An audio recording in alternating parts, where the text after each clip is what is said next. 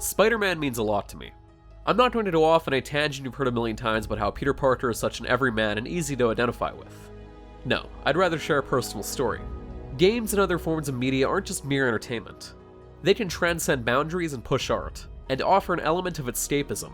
For some, that means control in a period of their life where they have none. And as a kid in the middle of a messy divorce, all the wisecracking Peter Parker had to do was cheer me up. But his creators did more than that. Spider-Man goes beyond your typical power fantasy. A lot of his strength comes from his resourcefulness, and his willingness to push himself beyond the scope of his superpowers to become something more. To some, he's an inspiration. I'm glad that Insomniac Games got it right. Writing your memoirs? Don't forget the hyphen between Spider and Man. What I liked right off the bat is that Insomniac, Sony, and the Marvel powers that be allowed this to be its own thing. It's not the billionth origin story, it's not based on the MCU, and takes bits and pieces of the mythos at will. Within 30 minutes of the story, Peter gets a call from his superhero contact, his day job, and his Aunt May. Insomniac has made it clear from the get-go that this narrative is about the many faces of Peter Parker, and that frantic focus helped ramp up the intensity, shaping the focus between major action sequences. He still has jokes, don't forget the hyphen between Spider and Man, and that lightheartedness keeps the edge off, a welcome tonal shift compared to many other superhero romps. Spider-Man is packed with villains, Kingpin, Vulture, Electro, to name a few. And given that Peter Parker rivals Batman in terms of a quality rogues gallery, peppered in members of the Sinister Six is always a great move. In fact, it's just on the cusp of packing in too much. By the time everything really goes down, the narrative kind of rushes a few beats, but given that you can take your time and do some fun missions in the open world along the way, it breaks up the pacing. It helps that you actually feel formidable while all of this is happening. Insomniac nailed the web swinging, arguably the most important element of a Spider-Man game. Web zits with X are essentially air dashes. Holding down R2 allows for control over swinging, and Spider-Man sort of bounds along any surface you slam him into, running up walls or sticking to ceilings when able. I'm sure plenty of time was spent fine-tuning all of this because it feels like a perfect compromise. Something I'd call arcade realism. Even better, swinging into a scene is enhanced by the scope of the game, which plops citizen NPCs where they need to be to give each set piece weight to it. Spider-Man is pretty much the ideal existing character to put into a game, and this project takes advantage. Combat runs on speed, and as a result, playing it for just a few minutes will make it immediately apparent how different it is from the pack.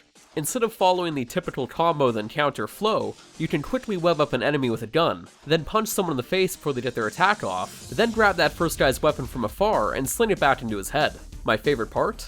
Incapacitating dudes with webbing straight up instead of having to pummel them. Aerial combos are key, which can be linked to a swift web grab to help you traverse the room. I've finished some skirmishes, even at least one boss fight, without ever touching the floor. Being able to use focus, super meter basically, to heal periodically makes you feel like even if you screw up in the beginning of the fight, you can still recover. Upgrades are also elaborately done. Tempered as to not create too much bloat, you can level up Spidey across 3 skill trees and create/mod 25 different suits. I'm a sucker for outfits, and Spider-Man does them one better, as each one has a power, and after unlocking it, you can equip any ability on any previous suit, no worrying that the cool-looking one you really like actually sucks. Gaining access to heavy hitters like Scarlet Spider and Noir in the first few hours also avoids the problem of all the good stuff unlocking at the very end. These costumes go to some pretty wild places too. There's a lot of heart in the center of just about every activity, even the open world ones that you might need a break from every so often. Collectibles are cute, consisting of things like a portable game system Peter once used during stakeouts, or the menu of the restaurant for his first date. You can high-five citizens for small amounts of XP and unlock an ability that lets you do aerial tricks while swinging. If you're the 100%er type, a quick R3 press queues up a convenient pulse with giant shiny on-screen beacons, preventing constant map checking. It's the little things. But do you still hate QuickTime events? Well, their minimal use in Spider-Man, mostly at the culmination of boss fights or big story missions, is fine. Pipe Mania puzzles and other assorted brain teasers are part of a micro minigame collection, following a quick required story sequence that pops up occasionally in the campaign. Hard stealth bits, typically with Mary Jane, are short and sweet. There's radio towers too, and several enemy types that are reskins. That's most of the minor annoyances out of the way. Minor to me at least. I know some folks might get bogged down with those, and there's room for improvement, but a lot of it melts away after you're zipping from building to building minutes or even seconds later. Spider-Man isn't just a great superhero game, it's a proof of concept for Insomniac as a company. This project shows that they can basically handle pretty much any universe, because if you can accurately recreate Peter Parker's nimbleness and gentle heart, you can do anything. And with multiple teasers at the end, I think they'll get that chance. But for more written reviews and original features and more, be sure to head on over to Destructoid.com.